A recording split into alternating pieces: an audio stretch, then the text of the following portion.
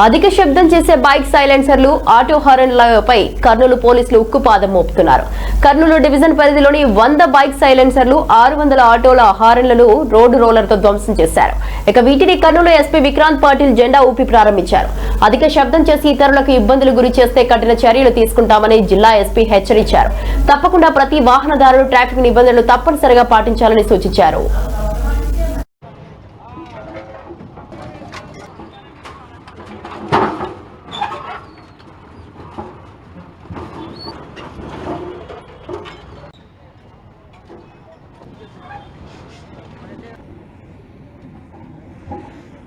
Donate చేసిన స్పాన్సర్లకు memento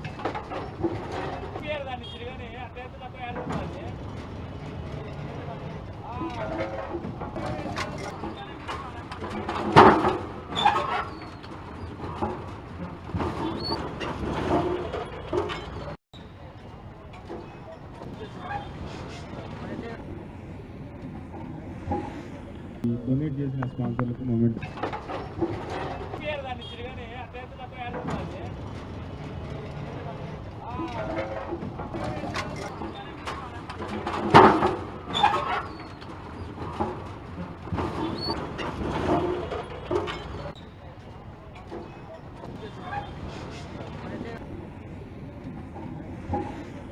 donate చేసిన స్పాన్సర్లకు మూమెంట్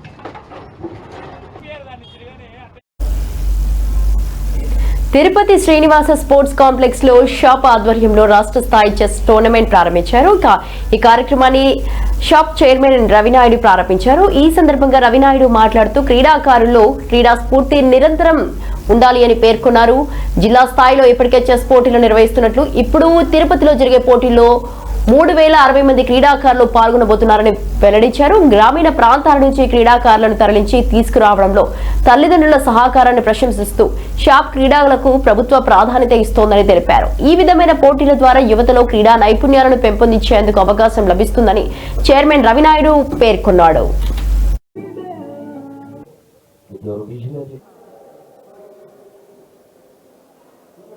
అయితే డిసిప్లైన్స్ ఉన్నాయో ఆ డిసిప్లైన్స్లో పార్టిసిపేషన్ ఫస్ట్ ఐడెంటిఫై చేస్తాం. నెక్స్ట్ ఇయర్కి వచ్చే కొద్దిగా వాటిని కూడా పెంచుతాం. అన్ని క్రీడల్లో అందరూ రాణించాలి. రాణించే విధంగా రాష్ట్ర ప్రభుత్వం మద్దతు ఉండాలి. మద్దతు ఉంటుంది. దానిలో భాగంగానే ఆంధ్రప్రదేశ్ స్పోర్ట్స్ అథారిటీ కూడా పనిచేస్తుంది. ఈరోజు మనం చూసాం, గతంలో ఆడినోళ్ళు లేడు, ఆడిచ్చినోళ్ళు లేరు. వాళ్ళకి క్రీడలంటే పబ్జీ ఆటలు అయిపోయాయి. ఈరోజు ఈ ప్రభుత్వం అలా లేదు.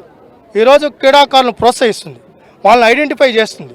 వాళ్ళని ఏదైతే గతంలో 2014-19లో అకాడమీలు ఉన్నాయి, ఈరోజు 10 వీక్ కావచ్చు, రెసిడెన్షియల్ అకాడమీస్ కానీ అనేక అకాడమీలు ఉన్నాయి. వాటన్నిటి లాస్ట్ ప్రభుత్వం అన్నీ రద్దు చేసేసింది.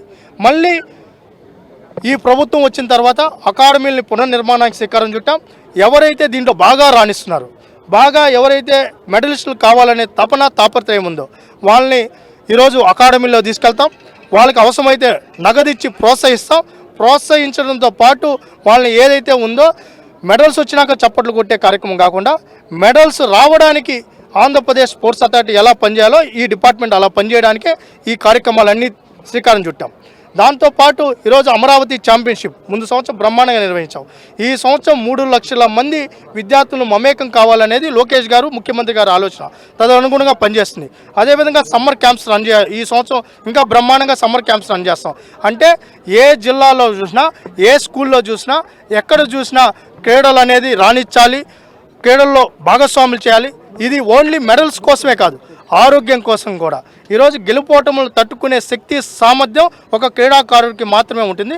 అలాంటి క్రీడా రంగంలోకి ఏదైతే విద్యార్థులను కానీ తీసుకొని రాగలిగితే ఈరోజు ఒక పక్క వాళ్ళు మానసికంగా, శారీరకంగా దృఢంగా ఉండడంతోనే చెడు వాళ్ళ అలవాట్లకు దూరంగా ఉంటారు. ఈరోజు గంజాయి, డ్రగ్స్ ఈరోజు ఒక మహమ్మారి, పెనుభూతంగా మారిపోయింది. ఈ దేశాన్ని కాదు, ఈ ప్రపంచాన్ని పట్టి పీడిస్తుంది. అలాంటి వాటికి దూరంగా ఉండాలంటే పిల్లలు క్రీడల వైపు రాణించాలి. దానిలో భాగంగానే ఇవన్నీ చేయడం జరుగుతుంది. దీంతోపాటు ఈరోజు ఒక పక్క విద్యాశాఖ మంత్రి నారా లోకేష్ గారి సహకారంతో, ముఖ్యమంత్రి సహకారంతో, అదేవిధంగా ఈరోజు ఒక పక్క స్పోర్ట్స్ డిపార్ట్మెంట్ సమర్థవంతంగా పనిచేయడంతో పాటు ఈరోజు ఏదైతే బెస్ట్ ఇన్ఫ్రాస్ట్రక్చర్ను కూడా తీసుకొని రావదలుచుకున్నాం. అదే కాకుండా మొన్న జగన్మోహన్ రెడ్డి